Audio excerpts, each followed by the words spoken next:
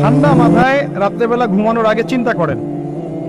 ওয়াল্লাহি আমি চিন্তা করছি এটা, ওয়াল্লাহি চিন্তা করেন আপনার জীবনে যখন থেকে আপনার ভালো মন্দ বোঝার ক্ষমতা হয়েছে, ঠান্ডা মাথায় রিকল করার চেষ্টা করেন আপনার মেমোরিকে, যে আপনি কি কি বড় বড় পাপ করেছেন। পারা যাবে? একটা খাতা নেন সামনে, নিয়ে লিখেন যে আমি 10টা বান্ধবীর সাথে প্রেম করেছি, বড় পাপ তো, যে না? আমি মদ খেয়েছি বন্ধুদের সাথে, আমি গুন্ডাগিরি করেছি, একজনের হাতে রক কেটে দিয়েছি, পায়ে রক কেটে দিয়েছি, আছে না এগুলো আমার নামের মানুষের? আমি রিলিফের মাল মেরে খেয়েছি, আমি বোনের সম্পত্তির অধিকার দেইনি, পিতা মাতাকে আমি বৃদ্ধাশ্রমে পাঠিয়েছি, আমি এটা করেছি ওটা করেছি, হিসাব করা যাবে না? এগুলো তো করেছি আর করি নাই। আমি নামাজ পড়ি নাই এতদিন, এত ওয়াক্ত, আমি যাকাত দেই নাই, আমি রোজা রাখি নাই, পারা যাবে না? আমরা না করলে কি হবে? লেখা আছে না, দেখানো হবে না? সে ব্যক্তি বুদ্ধিমান যে নিজের হিসাব নিজে নিয়ে নিল দুনিয়ায়। এই জায়গায় আসেন, নিজের হিসাব নিজে নিয়ে নেন দুনিয়ায়। এবার আপনি দেখবেন যে আপনার আমার পাপগুলো দুই ভাগে বিভক্ত। একটা হচ্ছে আল্লাহর সাথে জড়িত, আর একটা মানুষের সাথে জড়িত। আল্লাহর সাথে যেগুলো জড়িত, ইনশাআল্লাহ 2 রাকাত নামাজ, অনলি 2 রাকাত নামাজ, ওযু করে এসে মুখলেস ভাবে আদায় করে চোখের পানি ফেলে দিয়ে শেষ রাতে আল্লাহকে বলা, আল্লাহ আমি এই পাপ করেছি, আল্লাহ আমাকে মাফ করুন।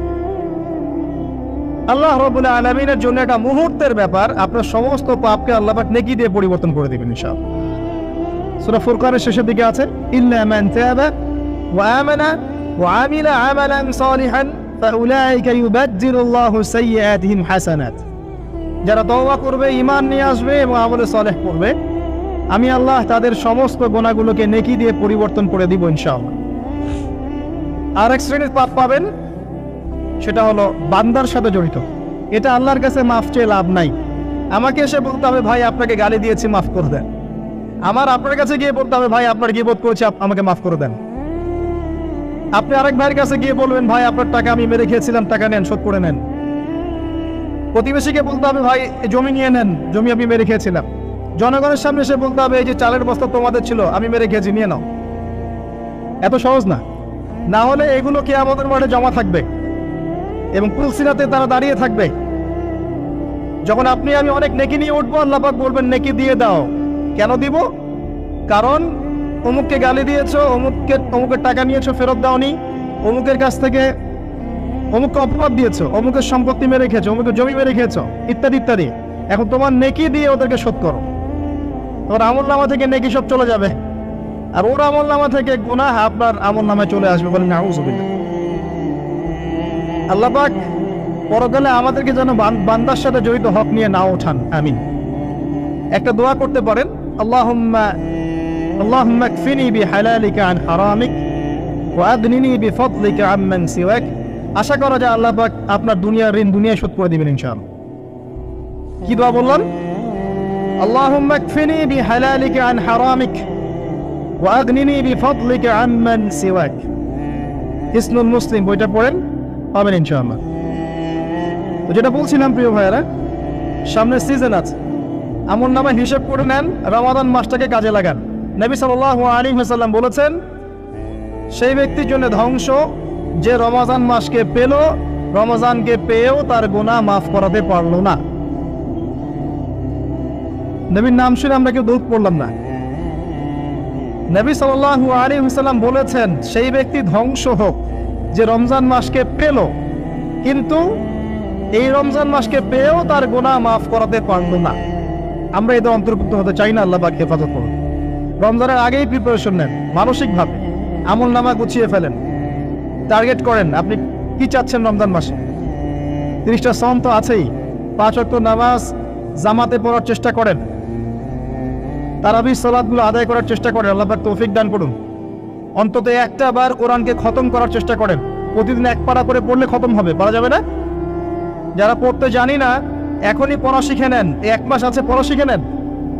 রমজান মাসে মসজিদ ভিত্তিক কোরআন শিক্ষার তালিম এবং কোর্স চালু করেন, মানুষকে কোরআন শিখান। 5 ওয়াক্ত নামাজের পরে দারসে হাদিস চালু করেন, মানুষকে হাদিস শিখান। মহিলাদের জন্য, মা বোনদের জন্য কোরআন শিক্ষার ব্যবস্থা করেন, ওদেরকে বাসায় শিখান।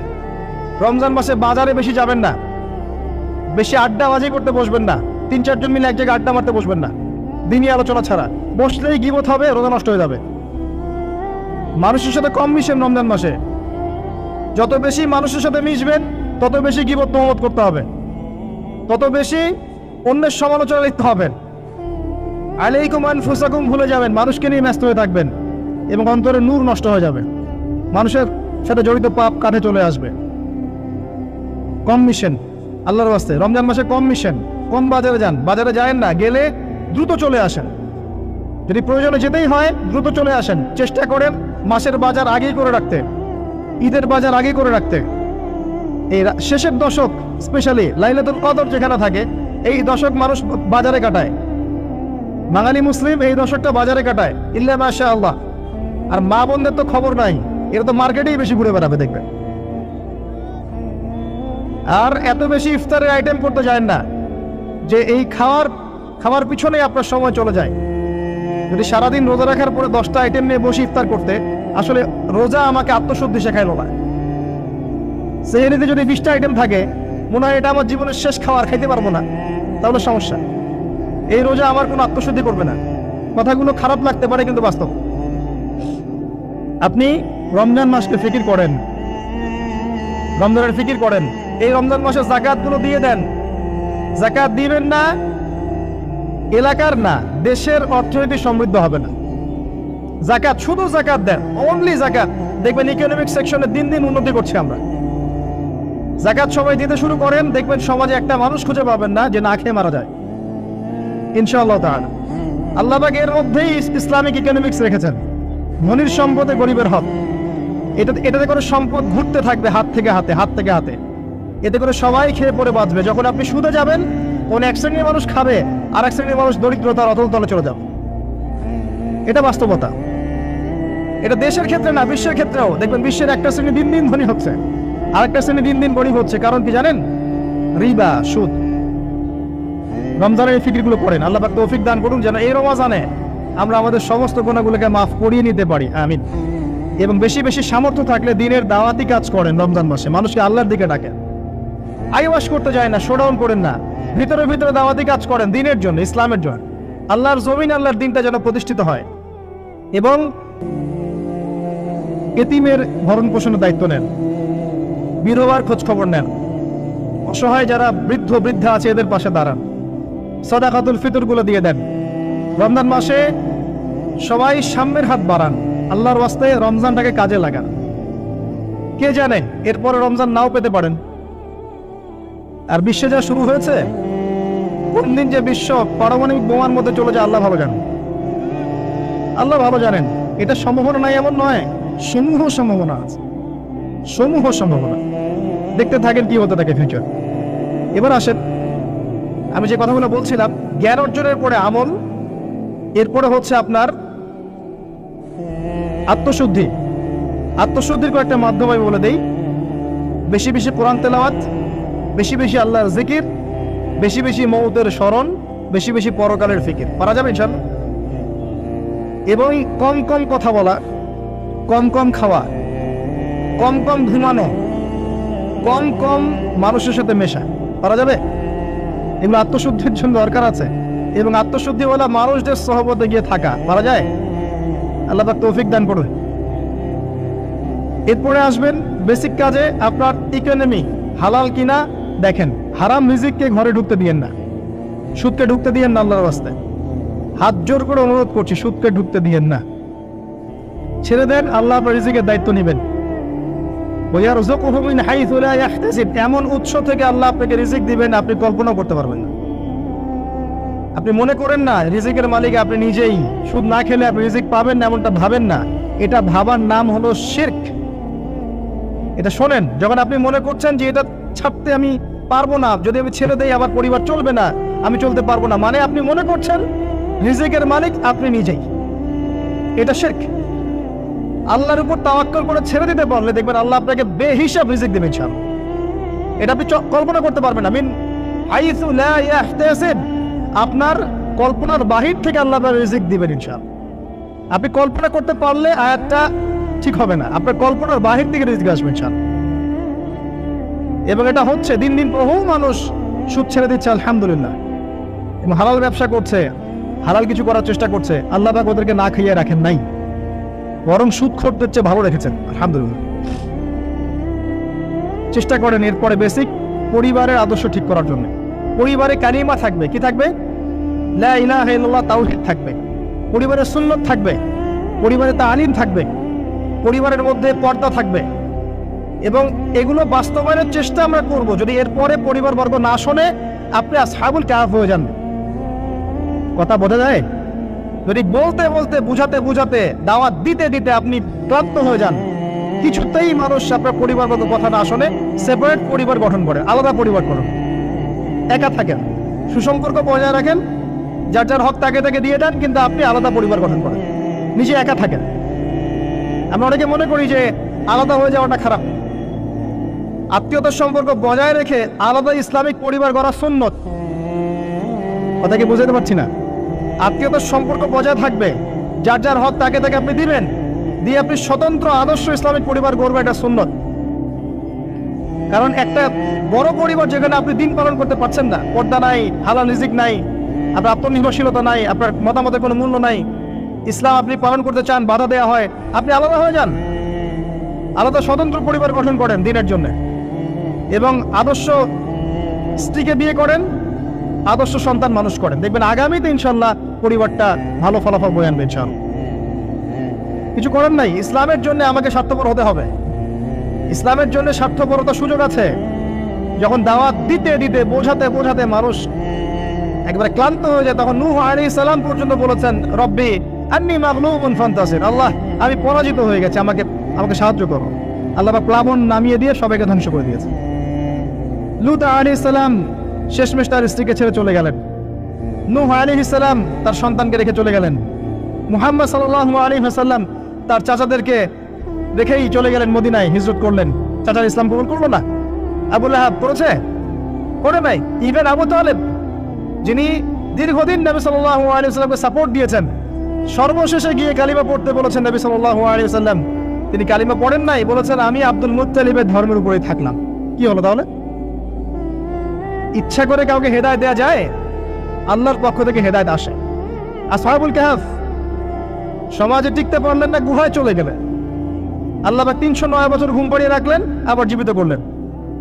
তারা কি জান্নাতি নন? ইব্রাহিম আলাইহিস সালাম বাবাকে এত নসিহত করলেন, বাবা বলল বের হ বাসা থেকে, না হলে মাথা ফাটিয়ে দেবো রজম করে। উনি চলে গেলেন, সাথে একজন তার স্ত্রী সারাহ আলাইহিস সালাম, তাকে নিয়ে চলে গেলেন প্যালেস্টাইন। প্যালেস্টাইনের নাম শুনেছেন? কোথায়? শেষ জামানার সবচেয়ে ইম্পর্টেন্ট জায়গা প্যালেস্টাইন। মনে রাখবেন, শেষ জামানায় যত কিছু ঘটছে এর কেন্দ্র হচ্ছে ফিলিস্তিন এবং জেরুজালেম। ওই জায়গাটার জন্য এত কিছু, বিশ্বে যা কিছু দেখছেন ওই জায়গার জন্য এত কিছু। কিছু মানুষ চায় ওখান থেকে বিশ্ব শাসন করতে, এবং তারা সেটা করবেও। এটা একটা সাময়িক সময়ের জন্য, তারপরে ইনশাআল্লাহ তাআলা মুসলিমরা ওদের গর্দান উড়িয়ে দিবে ইনশাআল্লাহ। এবং ঈসা আলাইহিস সালাম সেখান থেকে ইসলামী খেলাফা আবারও বাস্তবায়ন করবেন ইনশাআল্লাহ তাআলা। আসেন এই বেসিক কাজগুলো করেন প্রিয় ভাইরা। আর আল্লাহ পাক আমাদেরকে কিছু প্রতিভা দিয়েছেন, কাউকে জান, কাউকে মাল, কাউকে লিখার ক্ষমতা, কাউকে বলার ক্ষমতা। আল্লাহ পাক যাকে যে প্রতিভা দিয়েছেন, এই প্রতিভাটাকে আপনি দিনের কল্যাণে ব্যয় করেন। যদি একটা মসজিদ করতে পারেন করেন, একটা মাদ্রাসা করতে পারেন করেন, একটা শিক্ষা প্রজেক্ট করতে পারেন করেন, একটা ইসলামিক এনজিও করতে চান করেন, এতিমদের দায়িত্ব নেন, কোনো প্রজেক্ট করেন, মানবতার সেবামূলক কোনো কাজ করেন। পলিটিক্সে থেকে ভালো কিছু করতে চান করেন, পলিটিক্সে থেকে যদি ভালো কিছু করতে পারেন সেটাও করেন। মানে আপনি যেখানে আছেন সেখান থেকে দিনের জন্য কিছু করেন, পারবেন না? একজন মানুষ ধরেন একটা এলাকার রাজনৈতিক নেতা, তার পক্ষে কি পসিবল না ইসলামের জন্য কাজ করা, মানুষের ভালো করা? সম্ভব না? পসিবল, এবং অনেক ক্ষেত্রে আমার চেয়ে বেশি পসিবল। একজন আলেম, তার জন্য কি এইসব মঞ্চে বসে দিনের কথা বলা সম্ভব না? মানুষকে দিনের পথে ডাকা সম্ভব না? একজন মসজিদের মুতাওয়াল্লি, তার জন্য কি মসজিদটা আবাদ করা সম্ভব না? একটা মাদ্রাসার প্রতিষ্ঠাতা, তার জন্য কি মাদ্রাসা আবাদ করা সম্ভব না? আমাদের প্রত্যেককে আল্লাহ পাক কিছু না কিছু সুযোগ দিয়েছেন, ওগুলোকে ফাইন্ড আউট করে আল্লাহর ওয়াস্তে যে কয়দিন বেঁচে থাকবো দিনের জন্য কিছু করে কবরে যাই, ইনশাআল্লাহ জান্নাত পাওয়া যাবে। এগুলো বাস্তব কথা, প্র্যাকটিক্যাল কথা। আর একটা কথা মনে রাখবেন, আল্লাহ পাক বলেছেন নাসুল্লাহা ফানাসিয়াহুম, যারা আল্লাহকে ভুলে যাবে আল্লাহ ওদেরকে ভুলে যাবেন। যারা আল্লাহকে ভুলে যায় আল্লাহ তাদেরকে ভুলে যান। ইন্নাল্লাহা লা ইউগাইয়িরু মা বিকওমিন হাত্তা ইউগাইয়িরু মা বিআনফুসিহিম। একটা কওম যতক্ষণ তার অবস্থা পরিবর্তনের চেষ্টা করে না, আল্লাহ পাক ওই কওমের অবস্থা পরিবর্তন করেন না। ইন তানসুরুল্লাহা ইয়ানসুরকুম ওয়া ইউসাব্বিত আকদামাকুম, তোমরা যদি আল্লাহর দ্বীনকে সাহায্য করো তবেই আল্লাহ তোমাদেরকে সাহায্য করবে, তোমাদের পদযুগল দৃঢ় রাখবে। আমার কথা শোনেন, তোমরা যদি আল্লাহর দ্বীনকে সাহায্য করো তবেই আল্লাহ তোমাদেরকে সাহায্য করবে। এমনি এমনি সাহায্য আসবে না, আসবে না, কখনোই না। এভাবে ঘাপটি মেরে বসে থাকলে আর সবাই খারাপ হয়ে গেছে আমি ভালো, নিজে বাঁচলে বাপের নাম, অথবা সমাজটা পচে গেছে এখন আর কিছু করা যাবে না, এইসব চিন্তা করে যারা কম্বল দিয়ে মুড়ি দিয়ে শুয়ে থাকবে তারাও ধ্বংস হয়ে যাবে এক সময়। ধ্বংস হওয়ার সময় ওরাও বাদ থাকবে না, ওরাও ধ্বংস হয়ে যাবে। তো আল্লাহর দ্বীনকে সাহায্য করেন যার যতটুকু ক্ষমতা আছে, প্রতিভা আছে, আল্লাহ পাক সামর্থ্য দিয়েছেন। আল্লাহ পাক একটা সুসংবাদ দিয়েছেন, ইয়া আইয়ুহাল্লাযীনা আমানু, হে মুমিনগণ, ওয়ালা তাহিনু ওয়ালা তাহজানু, তোমরা হীনবল হও না, দুশ্চিন্তাগ্রস্ত হও না, ওয়া আনতুম লা আলাউনা, তোমরাই বিজয়ী হবে ইনশাআল্লাহ। ইন কুনতুম মুমিন, যদি প্রকৃত অর্থে তোমরা মুমিন হয়ে থাকো, যদি তোমরা প্রকৃত অর্থে মুমিন হয়ে থাকো তোমরাই বিজয়ী হবে ইনশাআল্লাহ। হীনবল হও না, দুশ্চিন্তাগ্রস্ত হও না। আল্লাহ পাক আরো আয়াতে বলেছেন, তোমরা কি ভেবেছো এমনি এমনি জান্নাতে চলে যাবে?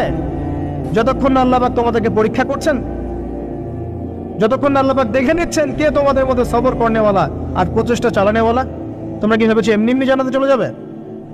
সেগুলো হচ্ছে বাস্তব কথা। এবার আসেন, এখন আমরা যে পরিস্থিতির মধ্যে আছি এখান থেকে পুরোপুরি উত্তরণ সম্ভব না, ফুল স্টপ।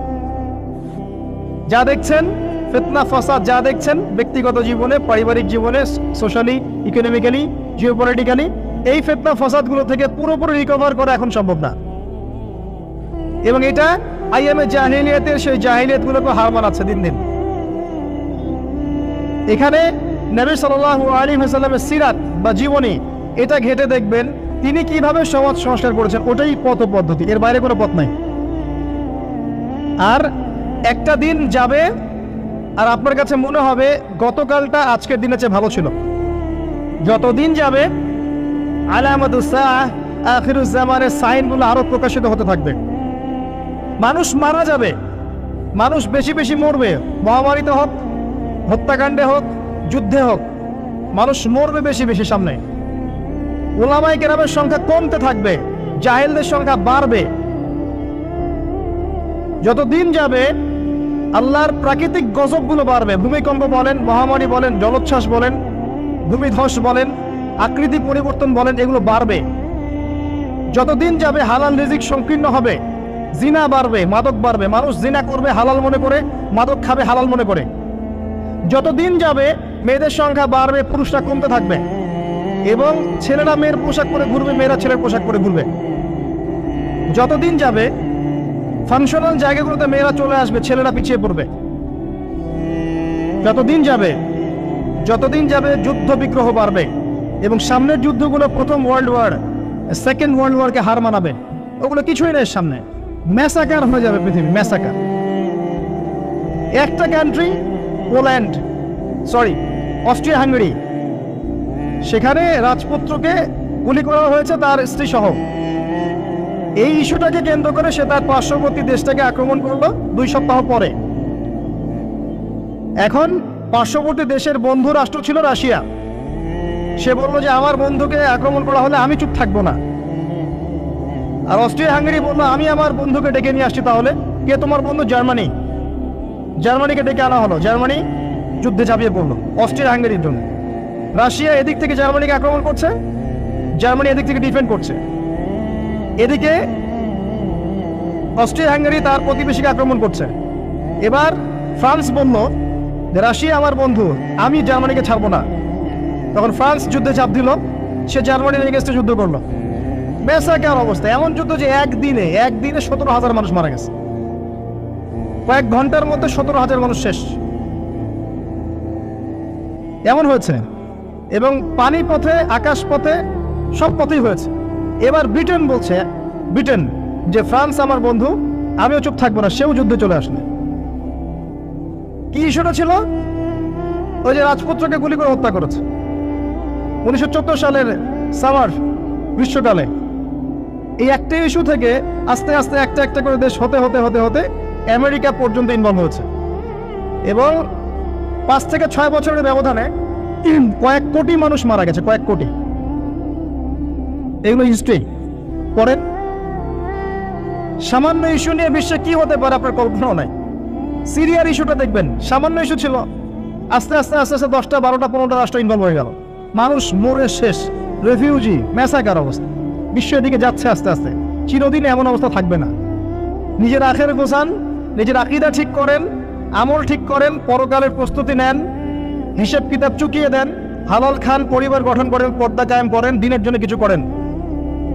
সময় নাই হাতে আমাদের। ব্যক্তিগত কাজগুলো বেশি বেশি করে করেন, ওই দিকে দেখার সময় নাই। ওগুলো দেখে আপনি কিছু করতে পারবেন না, মানে হাত বন্ধ, কিছু করার নাই। অতএব ওইসব বড় বড় ফিকির করে এখন আপনার লাভ নাই। ওটা যাদের করা তারা করবে, যাদের ওইসব ক্ষমতা আছে ওরা করবে, আপনি আমি করতে পারবো না। কিন্তু পরিস্থিতি বুঝতে পারছি যে পরিস্থিতি ভালো না, নিজের পরকালের ফিকির করেন। যতদিন যাবে এগুলো বাড়বে, এবং মানুষের মধ্যে নৈতিকতা কমবে, পারস্পরিক হৃদ্যতা ভালোবাসা কমে যাবে। বাপকে হত্যা করবে সন্তান, মাকে হত্যা করবে সন্তান, পিতা মানুষের দাস দাসীর মতো আচরণ করা হবে। দেখবেন কয়দিন পর জেনে এমন ভাবে বাড়ছে যে মানুষ মেয়েদের দিকে আকর্ষণ হারিয়ে ফেলে ছেলেদের সাথে জেনা করা শুরু করবে। নাউজুবিল্লাহ পড়ছেন? এটা বাড়ছে দিন দিন। এটাকে বলে হোমোসেক্সুয়ালিটি বা সমকামিতা, দিন দিন বাড়ছে। এরপরে দেখবেন বাচ্চাদেরকে ধর্ষণ করা হবে, এটাও দিন দিন বাড়ছে এখন। এরপরে মানুষ কি করবে জানেন? গবাদি পশুর সাথে জেনা করবে। দেখে নিয়েন, এই কথাও ফেলবে ইনশাআল্লাহ। আর ইকোনমিক সেকশনে তো অনেক আগে বলেছিলাম আপনার টাকার মান কমবে, সম্পত্তি লস হবে, দিন দিন দিন দিন এদিকে ওয়ার্ল্ড যাবে। কি করবেন? ওই যে কাজগুলো বলেছি, বেসিক কাজগুলো ঠিক করেন।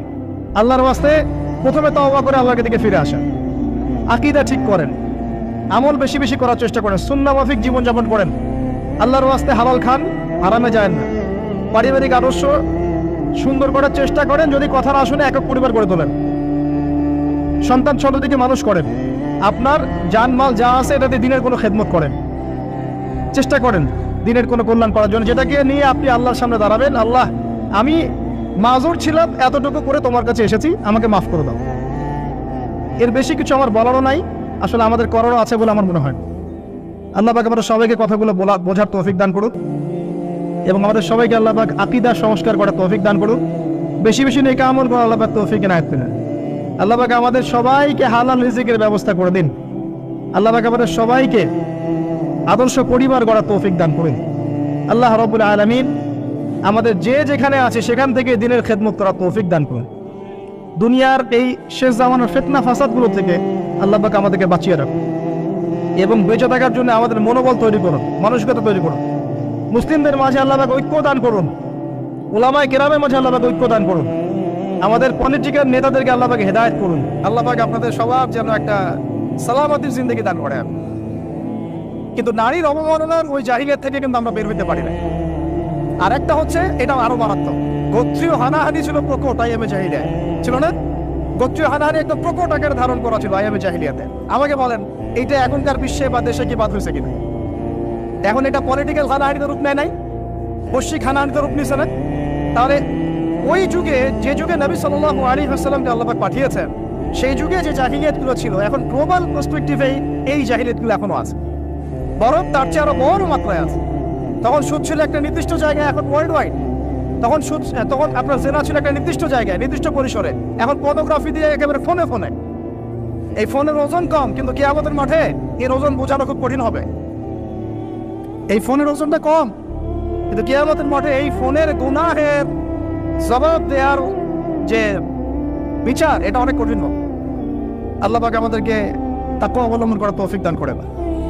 বিনা প্রয়োজনে ইউজ করবেন, আপনার যতটুকু প্রয়োজন এতটুকু। এখন এই জাহেলিয়াতের সমাজে আল্লাহ পাক এমন একজন মহামানবকে পাঠালেন, একটু কনসেন্ট্রেট করেন, এমন একজন মহামানবকে আল্লাহ পাক এই জাহেলিয়াতের সমাজে পাঠালেন, আইয়ামে জাহেলিয়াতে, মানে আবু জেহেলের যুগে, যিনি মাত্র 23 বছরের ব্যবধানে, কত বছর?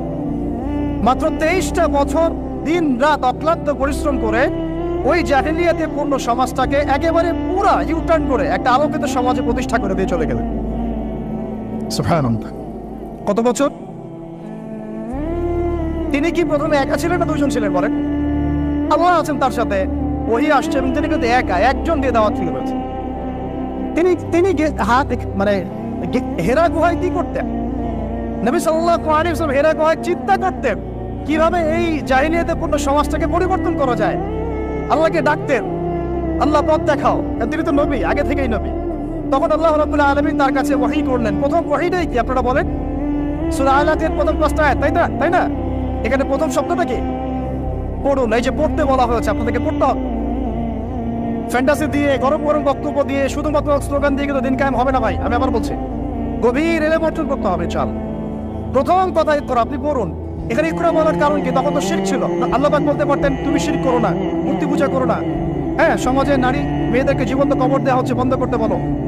কোনো কথা আল্লাহ পাক আগে বলেনি, বলেছেন ইকরা বিসমি রাব্বিকাল্লাযী খালাক। পড়ুন আপনার সেই রবের নামে যিনি আপনাকে সৃষ্টি করেছে। তার মানে যে জ্ঞান আপনাকে আল্লাহর দিকে নিয়ে যায় সেটাই জ্ঞান, আর যেটা আল্লাহ থেকে দূরে সরায় সেটা কি? তাহলে জাহালাত, জাহেলিয়া। এখনকার শিক্ষা ব্যবস্থাকে আল্লাহর দিকে নিয়ে যাচ্ছে আমাদেরকে, তাহলে এটা কি হচ্ছে? তাহলে জ্ঞান না জাহেলিয়াত? সহজ কথা, সিরাতের আলোকে। খালাকানি হুসাইন বিন আলাক, যিনি মানুষকে আলাক দিয়ে সৃষ্টি করেছেন। ইকরা ওয়া রাব্বিকাল আকরাম আল্লাযী আল্লামা বিল কলম। দেখেন আমাদেরকে আল্লাহ পাক জ্ঞান শিক্ষা দিয়েছেন কলম দিয়ে। ওয়া আল্লামা আদama আসমা কুল্লাহা, আল্লাহ পাক আদম আলাইহিস সালামকে সমস্ত নাম শিক্ষা দিয়েছেন। আমরা সৃষ্টিগতভাবে জ্ঞানী ছিলাম না, আল্লাহ আমাদেরকে জ্ঞান দান করেছেন। সুবহানাল্লাহ। এবং সেই জ্ঞানের বদৌলতেই আমাদের পিতাকে আল্লাহ পাক সিজদা করিয়েছেন আপনার ফেরেশতাদেরকে দিয়ে। সুবহানাল্লাহ। আমরা তার সন্তান। আমাদের আব্বাজানকে মানে আদম আলাইহিস সালামকে আল্লাহ পাক বলেছেন খলিফা। আল্লাহ পাক বলেন নাই যে আমি পৃথিবীতে ইন্নী জাইলুন ফিল আরদি খলিফা, এটা আল্লাহ পাক বলেছেন। আল্লাহ পাক এটা বলেন নাই আমি পৃথিবীতে মানুষ পাঠাতে চাই, পৃথিবীতে আমি নতুন কোন প্রাণী বা মাখলুক পাঠাতে চাই, এমনটা আল্লাহ পাক বলেন নাই।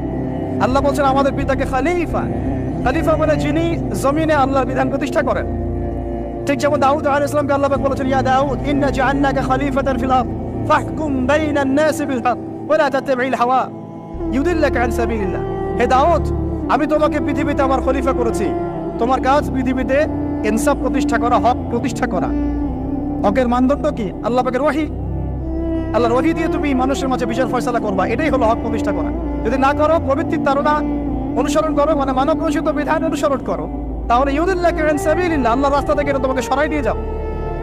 বলেন আমরা এখন খলিফা শব্দটাই ভুলে গেছি, আর খলিফা থেকে যে খিলাফা আসছে এই শব্দ বলতেও ভয় পাচ্ছি।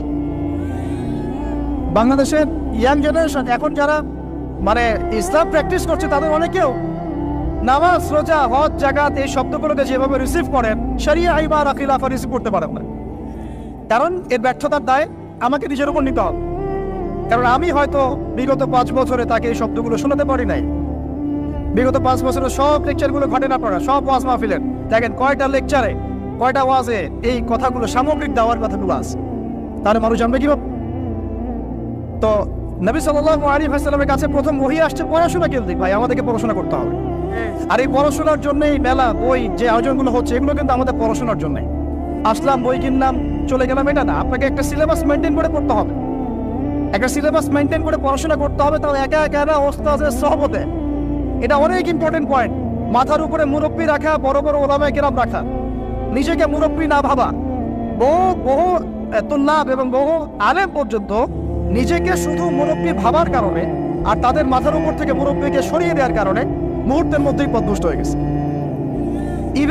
ইভেন তাগুতের দালালিও করে ফেলছে। এমন অনেক ঘটনা আছে, নাজির আছে, আপনারা দেখতে পারবেন। তো আমাদেরকেও ওইরকম উস্তাদ, ওলামায়ে কেরাম, বরেণ্য মুরব্বীদের সহবত এটা জরুরি। সহবত না আসলে তাজকিয়া আসবে না, আর তাজকিয়া না আসলে আপনার আমার দ্বারা কোনো দাওয়াতও সম্ভব না, ওই জিহাদও সম্ভব। বিশ্ব দূষিত কলব দিয়ে আল্লাহর দিন কায়েম হয়। আমার কলবটা মুনাওয়ার হতে হবে, নূর লাগবে। নূর অর্জন করতে হলে আমার পড়াশোনা আমলের পাশাপাশি এরকম মুহাক্কিক আলেমদের সহবতও লাগবে। এবং এই জায়গায় আপনি নিজেকে সাম্প্রদায়িক করে ফেলবেন না যে আমি শুধু একজনকে আমি মানে আমার মাথার উপরে রাখছি, বাকি আর কাউকে আমি চিনি না। এরকম চিন্তা মনে হয় করা ঠিক হবে। বরং বরেণ্য ওলামায়ে কেরাম সবার কাছ থেকে আপনি নূর হাসিল করবেন। ঠিক আছে? অনেক সময় দেখা যায় আমাদের বড়দের মধ্যে কোনো কোনো বিষয়ে মতপার্থক্য হতে পারে। এই জায়গায় আপনার আমার কাজ কি? এই জায়গায় আপনার আমার কাজ তালেবে ইলম হিসেবে একদম চুপ থাকা। কি থাকা, একদম চুপ থাকবে না, কথা বলবেন, ওইটা তারা বুঝবে। এই জায়গায় ফেসবুকটা যে ক্ষতি করেছে বাংলাদেশে, অন্য কোনো প্ল্যাটফর্ম সেটা করে, এটা কিন্তু একটা ক্ষতি করতে, এটা ভালো দিক যেমন আছে, এটা ক্ষতি করতে কেউ কথা সব জায়গায় বলা যাবে না, আমাদের সবাইকে কথা বলা যাবে না। তো মাথার উপর মুরব্বী রাখা, ওলামায়ে কেরামের সহমতে থাকা এবং এর অনুযায়ী আমল করা, আল্লাহ পাক আমাদেরকে বোঝার তৌফিক দান করেন। এবার নবী সাল্লাল্লাহু আলাইহি ওয়াসাল্লামের কাছে যখন এই ওহীটা আসলো, আপনারা তো জানেন তিনি বাসায় গিয়েছেন, নিজের জীবনের আশঙ্কা করেছেন। ওয়ারাকা বিন নাফিল কি বলেছিলেন? ওয়ারাকা বিন নাফিল বলেছিলেন যে তোমার কাছে যিনি এসেছেন সে হচ্ছে নামুস, মানে জিবরাইল আলাইহিস সালাম। এইবার তোমার তোমাকে বের করে দিবে। আমার পয়েন্টটা ধরেন এই জায়গায়। ওয়ারাকা বিন নাফিলের কাছে আমার নবীকে নিয়ে যাওয়া হলে সাল্লাল্লাহু আলাইহি ওয়াসাল্লাম, তিনি মন্তব্য করেছিলেন যে তোমার কাছে যে এসেছে সে হচ্ছে নামুস, জিবরাইল আলাইহিস সালাম। তোমার কাছে এমন একটা ওহী আসছে, এইবার তোমাকে তোমার কম বের করে দিবে। নবীজি অবাক হয়ে জিজ্ঞাসা করেছিলেন যে আমাকে তারা বের করে দিবে? আমাকে তারা সাদিকুল আমিন বলে থাকে, তাই না? তখন তিনি বলেছিলেন এর আগে যার কাছেই নামুস এসেছে, মানে এই ওহী আল্লাহর ওহী এসেছে, তাকেই তার কম বের করে দিয়েছে। তার মানে কি? তার মানে আপনি যখন ওহী ভিত্তিক হকের কথা বলবেন এবং সিরাতে সুন্নতে নিজেও চলবেন এবং সেটা কায়েম করতে চাইবেন, আপনাকেও সমাজ থেকে বের করে দেওয়া হতে পারে, বের করে দেওয়া হতে পারে, আরো বড় কিছু হতে পারে। এখন তাকদিরে যা আছে তা হবে, এটা আল্লাহ পাকের হাতে। কিন্তু আমরা কি সুন্নত থেকে সরে যাব?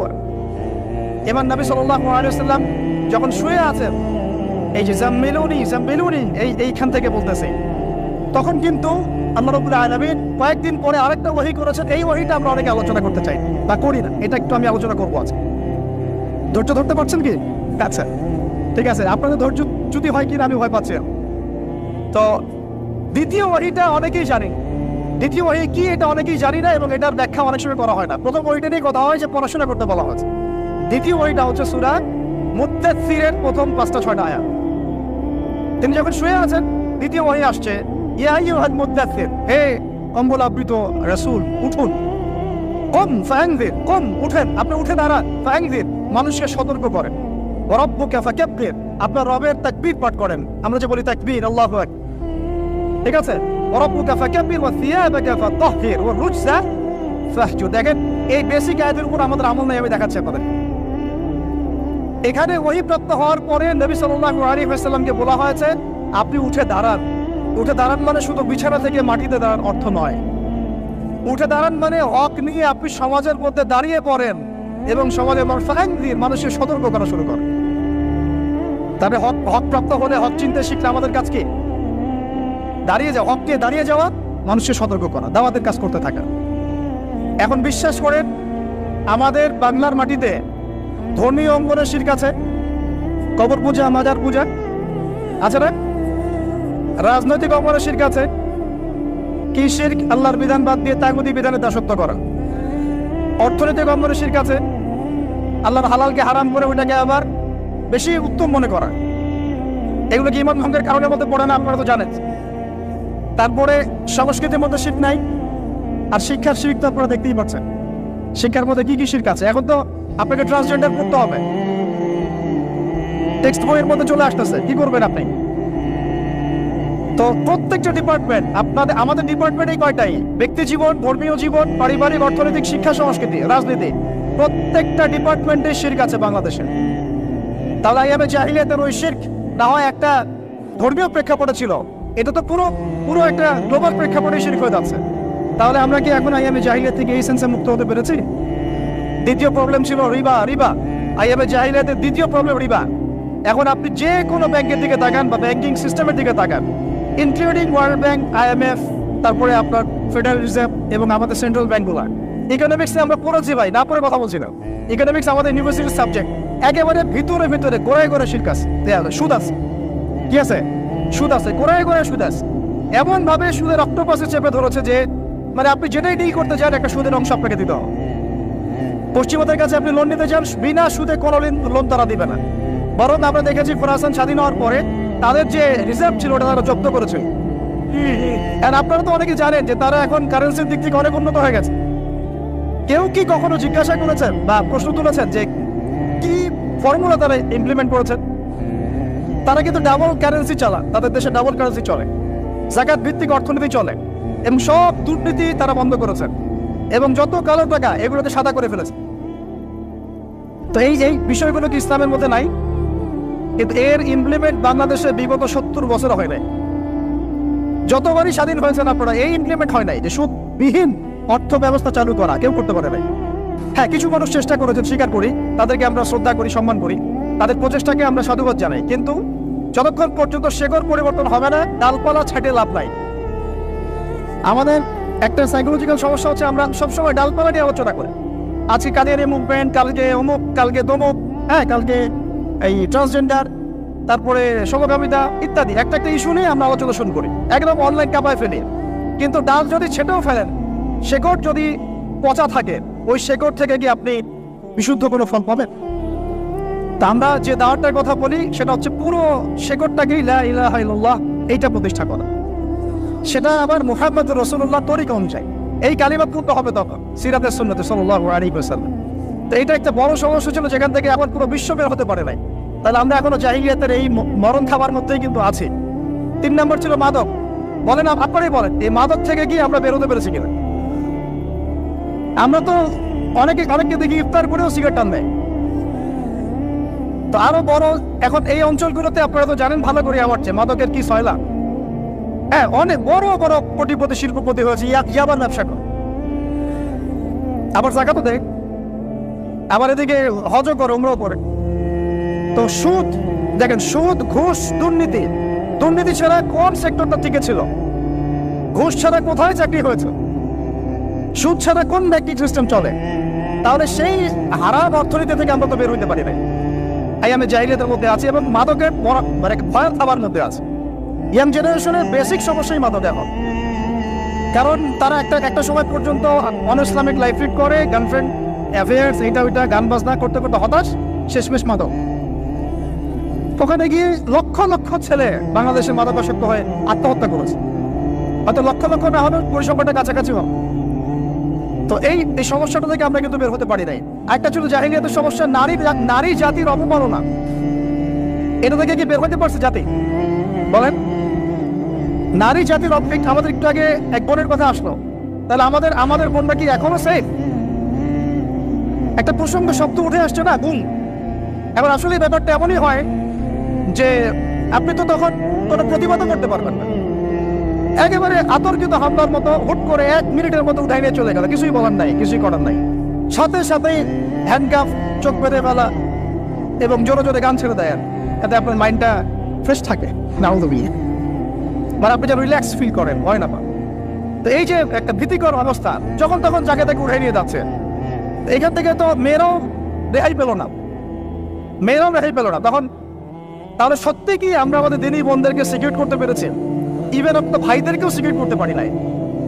যেমন উস্তাদ করা হবে বললেন, এরপর থেকে এরকম করতে আসলে হাত ভেঙে দেওয়া হবে। এরপর থেকে এরকম গোপন অভিযান চালাতে আসলে প্রতিবাদ করা হবে চল। কারণ যদি একজন মানুষ অপরাধ করেই থাকে, আপনি সরাসরি মামলা দায়ের করে তার বিরুদ্ধে ব্যবস্থা নেন।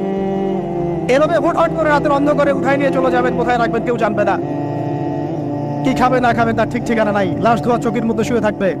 একটা কোরআন চাইলে কোরআনও দিবেন না পড়তে, একটা কোরআন যদি চাওয়া হয় কোরআনও দিবেন না পড়তে। যখন তখন রিমান্ডে নিয়ে যাবেন। নির্যাতন তো ওটা বাদ দিলাম, কারণ আমরা বলতে চাই না, এই কারণে আমরা অনেক ভাইদের কুরবানির যে ইতিহাস শুনেছি, গল্প কারগুজারি শুনেছি, তার বিপরীতে এই বিষয়গুলো নিয়ে আমার ব্যক্তিগতভাবে কথা বলতে লজ্জা লাগে। তাদের এত বড় বড় কুরবানি আছে যে আমরা এগুলো নিয়ে কথা বলতে লজ্জা পাই। ঠিক আছে, তো এতটুকু শুধু ইঙ্গিত দিব যে এগুলির পিছনে যতটা না এই রাম বাপ আর নাস্তিক মোর্তাদেরও দায়ী, তার চেয়ে বেশি দায়ী ছিল এক শ্রেণীর দাড়ি টুপিওয়ালা মানুষ। এতটুকু বললাম, আর কিছু বলতে চাই না। কারণ আমরা চাই কিছু আজাদ পরকালের জন্য থাক। চোখ কান খোলা রাখলে আপনারাও বুঝতে পারবেন, জিনের উপাসনা করলে অনেক কিছু ভেলকিবাজি দেখানো যায়। জিনকে আল্লাহ পাক কিন্তু ক্ষমতা দিয়েছে, জিন অনেক দূর থেকে দেখতে পারে। মনে করেন যে কেউ একজন এখানে বসে আছে, সে দাবি করছে যে সে অলৌকিক ক্ষমতার অধিকার, অথচ ওর কাছে জিন আছে। কি আছে? জিন।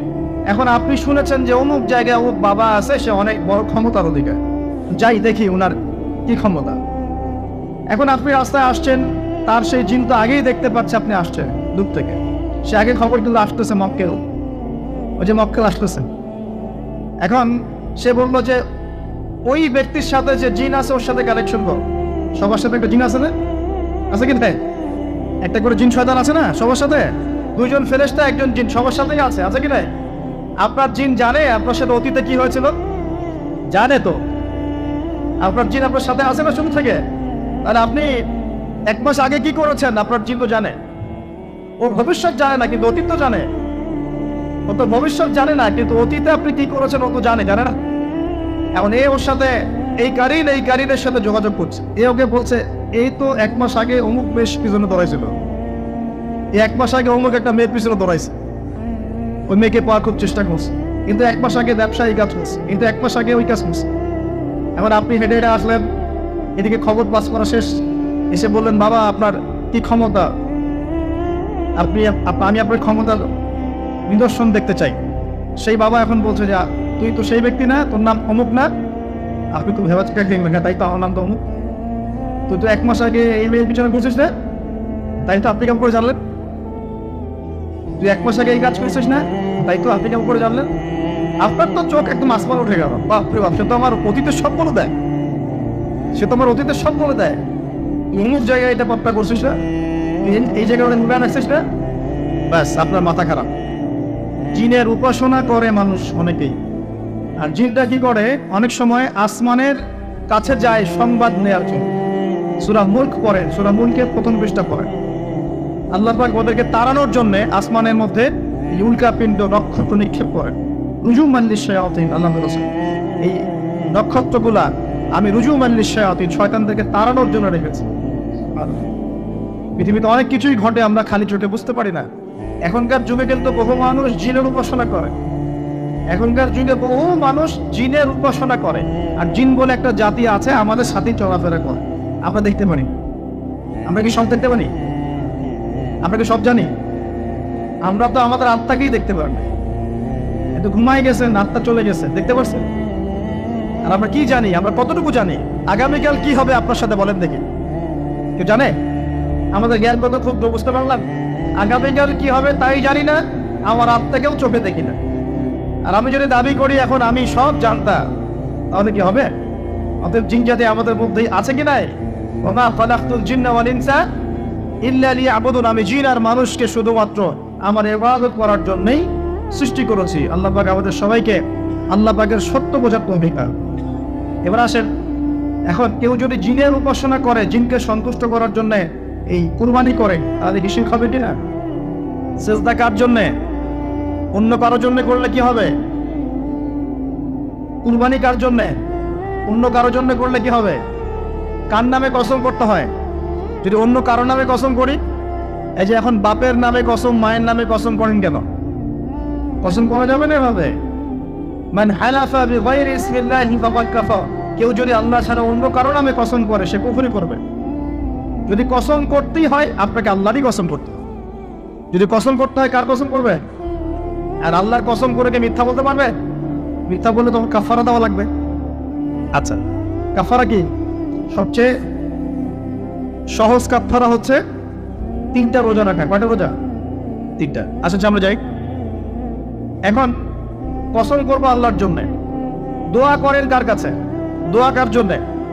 এখন যদি অন্য কারোর কাছে দোয়া করা শুরু করি, সন্তানকে দিবে, অন্য কারো কাছে চাওয়া শুরু করি, মনে করেন আপনার রোগ ব্যাধি দেওয়ার ভালো করার মালিককে যদি এখন আপনি একটা আংটি পরে মনে করেন এই আংটি আপনার রোগ ভালো করবে, কি হবে? সেভাবে কি না? এরকম অগণিত কাজের শিরক আমরা করছি। আল্লাহ পাক আমাদের শিরক থেকে বাঁচান। আর ভবিষ্যতের মালিককে, সময়ের মালিককে, ভবিষ্যৎ কে জানে? রাস্তায় টিয়া পাখি দেখে ভাগ্য পরীক্ষা করছে, ও কি ভবিষ্যৎ বলতে পারবে? যদি ওখানে গিয়ে হাত দেখান শিরক হবে না? রাশিফল দেখা যায়, রাশিফল, এই রাশিফল আজকে তোমার দিনটা কেমন যাবে, কালকে তোমার দিনটা কেমন যাবে, আছে না? এগুলো বিশ্বাস করলে কি হবে? এবং পদে পদে শিরকে নিমজ্জিত আছে। শিরক হচ্ছে এমন একটা পাপ, যেই পাপ আমলনামায় থাকলে পরে বিনা তওবায় যদি সেই ব্যক্তি মারা যায়, আল্লাহ পাক তাকে মাফ করবেন না। ভালো করে শোনেন, শিরক এমন একটা পাপ, যে পাপ যদি আমলনামায় থেকে যায়, বিনা তওবায় সে মারা যায়, শিরকের পাপ নিয়ে আল্লাহর সামনে দাঁড়ায়, আল্লাহ তাকে মাফ করবেন। দলিল সূরা নিসা, আল্লাহ পাক বলেন ইন্নাল্লাহা লা ইয়াগফিরু আন ইউশরাকা বিহি ওয়া ওয়াগফিরু মা দুনা যালিকা লিমান ইয়াশা। আল্লাহ পাক তার সাথে শিরকের গুনাহ মাফ করবেন না, এছাড়া যে কোনো গুনাহ যাকে ইচ্ছা মাফ করবেন। বুঝাচ্ছি, মনে করেন একজন ব্যক্তি জিনা করেছে, কথার কথা নাউযুবিল্লাহ, একজন ব্যক্তি জিনা করেছে বা মিথ্যা কথা বলেছে বা ধরেন মদ খেয়েছে ইত্যাদি। এখন সে তওবা করলে তো মাফ পেতই, তওবা করলে মাফ হতো না? তওবা করলে মাফ তো পেতই। মনে করেন তওবা না করেই মারা গেছে, আল্লাহ পাক চাইলে কিয়ামতের মাঠে এই পাপ বিনা তওবাতেই মাফ করতে হয়। বুঝতে পারছেন না মনে হয়? মনে করেন একজন ব্যক্তি মদ খেয়েছে, জিনা করেছে ইত্যাদি, সে তওবা করার ফুরসত পায় নাই, বিনা তওবায় মারা গেছে। আল্লাহ পাক চাইলে কিয়ামতের মাঠে তওবা না করা সত্ত্বেও আল্লাহ পাক তাকে মাফ করতে হবে। কিন্তু একজন ব্যক্তি শিরকের পাপ করেছে, তওবা না করে মারা গেছে, আল্লাহ পাক কিয়ামতের মাঠে শিরকের পাপ মাফ করবে। আমি কি বুঝতে পারছি? অন্য পাপের কারণে আল্লাহ রাব্বুল আলামিন শাস্তি দিয়ে হোক, কোনো একটা ভাবে হোক, নবীর সুপারিশের মাধ্যমে হোক, তাকে জাহান্নামে গেলেও সেখান থেকে বের করে জান্নাতে দিবেন ইনশাআল্লাহ। কিন্তু শিরকের পাপ যার আমলনামায় থাকবে তার উপর জান্নাতকে হারাম করে দেয়া হয়েছে। বলেন নাউজুবিল্লাহ। সূরা মাইদায় দলিল আছে, শিরকের পাপ যার আমলনামায় আছে তার জন্য জান্নাতকে হারাম করে দেওয়া হচ্ছে। শিরক মানে অংশীদার সাব্যস্ত করা, আল্লাহ পাকের সাথে কাউকে সমকক্ষ করা। শিরক কত প্রকার হয়? উত্তর 3 প্রকার। কয় প্রকার ভাই? বিশ্বাসে শিরক হয়, মানে আকীদায় শিরক হয়; আমলে শিরক হয়, মানে কাজে শিরক হয়; কথা বা লিসানে শিরক হয়। মনে থাকবে? 1 নাম্বার কিসে শিরক হয়? বলেন আমার সাথে। বিশ্বাসে শিরক হয়, আকীদায় শিরক হয়। 2 নাম্বার আমলে শিরক হয়, কাজে শিরক হয়। 3 নাম্বার কথায় শিরক হয়। কয়েকটা এক্সাম্পল দিয়ে বুঝতে পারবেন। একজন ব্যক্তি মনে করেন বিশ্বাস করে যে আল্লাহ বলতে কেউ নাই, কি হবে এটা? বলেন, শিরক। একজন ব্যক্তি মনে করেন বিশ্বাস করে যে আল্লাহ আছে, আরো ইলাহ আছে, তাহলে কি হবে? কেউ যদি বিশ্বাস করে আল্লাহর সন্তান আছে, কি হবে? কেউ যদি বিশ্বাস করে মহাবিশ্ব আল্লাহ সৃষ্টি করে নাই, বিগ ব্যাং থেকে সৃষ্টি হয়েছে, কি হবে? কেউ যদি বিশ্বাস করে আল্লাহ মানুষকে সৃষ্টি করে নাই, মানুষ বানর থেকে হয়েছে, কি হবে?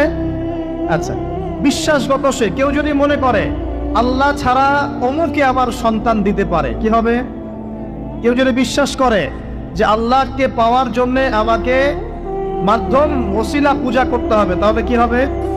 কেউ যদি চন্দ্র, সূর্য, গ্রহ, নক্ষত্র, গাছপালা, মূর্তি এসবে পূজা করে, কি হবে? এগুলো বিশ্বাসগত শিরক। কেমন শিরক ভাই? বিশ্বাসগত শিরক। 2 নাম্বার আসেন আমলগত, কাজগত শিরক। কেমন? মনে করেন সেজদা করতে হয় কার জন্য? কেউ যদি এখন কবরে গিয়ে সেজদা করে, কি হবে? আল্লাহর জন্য সেজদা করতে হয় না কবরে সেজদা করতে হয়? সেজদা কার জন্য? আচ্ছা, তাহলে শিরক হবে। কুরবানি কার জন্য করতে হয়? কেউ যদি এখন মনে করেন জিনকে সন্তুষ্ট করার জন্য কুরবানি করে দেবে, কি হবে? এগুলো তো গেল আমলগত শিরক। আরো অনেক শিরক আছে। আমাদের কথার মধ্যেও শিরক হয়। কিসের মধ্যে? কথার মধ্যে। যেমন আমরা বলি ডাক্তার ভালো ছিল, না হলে রোগীকে বাঁচানো যেত না, বলি কিনা? অনেকে বলি না? শিরক হবে। কেউ যদি বলে যে ড্রাইভারটা ভালো ছিল, না হলে গাড়ি নির্ঘাত অ্যাক্সিডেন্ট করবে, কি হলো কথায়? আরেকটা বিষয় আছে, আমরা অনেক সময় ইবাদত করি মানুষকে দেখানোর জন্য, সবাই বড় দানবীর বলবে, আমাকে নামাজি বলবে, এটাও কি? এটাও শিরক। কথার মধ্যে অনেক শিরক করি। সার্বভৌম ক্ষমতার মালিককে, সার্বভৌম ক্ষমতার মালিককে আমরা যদি মনে করি আমরাই সার্বভৌম ক্ষমতার মালিক, কি হবে? শিরক হবে না? এরকম প্রচুর শিরকে আমরা নিমজ্জিত আছি। সবচেয়ে বড় যে শিরকটা এখনকার বিশ্বে চলছে সেটা হলো আল্লাহ পাকের হালালকে আমরা হারাম করে নিচ্ছি, আল্লাহর হারামকে হালাল করে নিচ্ছি। করছি কিনা? বুঝতে পারছেন না মনে হয়। মাদক দ্রব্য কি হালাল না হারাম? আমরা অনেক সময় হালাল করে নিয়েছি, তাই নাই? জেনা হারাম না হালাল? আমরা এখন জেনাকে প্রমোট করছি, উস্কে দিচ্ছি। সমকামিতা হালাল না হারাম? এই সমকামিতার ব্যাধি ছড়িয়ে পড়েছে এখন সমাজের রন্ধ্রে রন্ধ্রে, পড়েছে না? এদেরকে আল্লাহ পাক এমন শাস্তি দিবেন যে শাস্তি আল্লাহ পাক কুল কায়নাতে কাউকে দেন নাই। এমন শাস্তি দিবেন, কওমে লূতকে আল্লাহ রাব্বুল আলামিন মাটি থেকে উপরে উঠিয়ে আকাশ থেকে পাথর বর্ষণ করে থেতলে দিয়ে আবার মাটিতে দাফন করে দিয়েছে কওমে লূতকে। আল্লাহু আকবার। এই শাস্তি অপেক্ষা করছে এদের জন্য। সুদ হালাল না হারাম? আমরা কি এটাকে জায়েজ করে দিচ্ছে কিনা, খাচ্ছে কিনা। এই বিশ্বের সবচেয়ে বড় একটা সমস্যা চলছে, আল্লাহ পাকের হারামকে আমরা হালাল করছি, হালালকে হারাম করি, এটাও সে। এখন আল্লাহ পাক যে বলছেন সবাইকে মাফ করে দিবেন, আল্লাহ পাক শিরক যে করে তাকে মাফ করবেন না। এখন বলেন কত % মানুষ মাফ করে? এই পাপগুলো কত মানুষ করছে?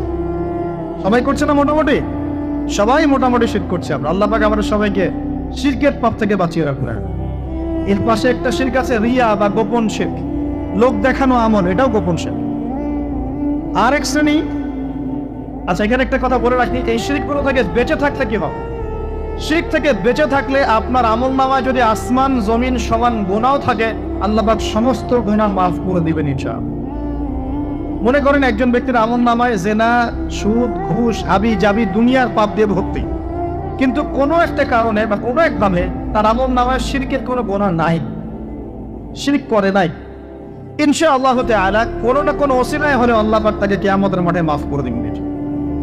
একটা হাদিস বললেই যথেষ্ট হবে, তারপরে সামনে যাব। রাসূল সাল্লাল্লাহু আলাইহি ওয়াসাল্লামকে আল্লাহ পাক মেরাজের রাতে ওয়াদা করেছেন। কোন রাতে ভাই? মেরাজের রাতে ওয়াদা করেছেন, হে মুহাম্মদ সাল্লাল্লাহু আলাইহি ওয়াসাল্লাম, তোমার উম্মতের মধ্যে যে কোনো ব্যক্তি যত বড়ই পাপ করুক না কেন, আসমান জমিনের সমানও যদি পাপ করে আমার সামনে দাঁড়ায়, কিন্তু তার আমল নামায় শিরকের পাপ নাই, আমি আল্লাহ তার সামনে আসমান জমিন সমান ক্ষমা নিয়ে হাজির হব, মানে সে মাফ পেয়ে যাবে। অতএব শিরক মুক্ত আমল করতে পারলে ইনশাআল্লাহ এই নিসফু মিনা শাবান, লাইলাতুন নিসফি মিনা শাবান, এই শাবে বরাত যেটা আপনারা বলছেন, এই রাতে আল্লাহ পাকের ক্ষমা আমরা পেয়ে যাবো ইনশাআল্লাহ। শিরক মুক্ত আমল করতে পারলেই ক্ষমা হবে ইনশাআল্লাহ। আল্লাহ পাক আমাদের সবাইকে শিরক থেকে বেঁচে থাকার তৌফিক দান। এই শিরক সম্পর্কে বিস্তারিত জানার জন্য শিরক কি ও কেন, কিতাবুত তাওহীদ, তারপরে কোরআন সুন্নাহর আলোকে ইসলামী আকীদা, এই বইগুলো পড়াশোনা করে ইনশাআল্লাহ জানতে পারবো। আর এক শ্রেণীর মানুষকে আল্লাহ পাক মাফ করবেন না। এরা কারা? মুশাহিদ। মুশাহিদ মানে কি? যারা একে অপরের সাথে হিংসা বিদ্বেষ পোষণ করে। এখন বলেন দেখি, হিংসা বিদ্বেষ পোষণ করেন এমন মানুষ আছে এখন?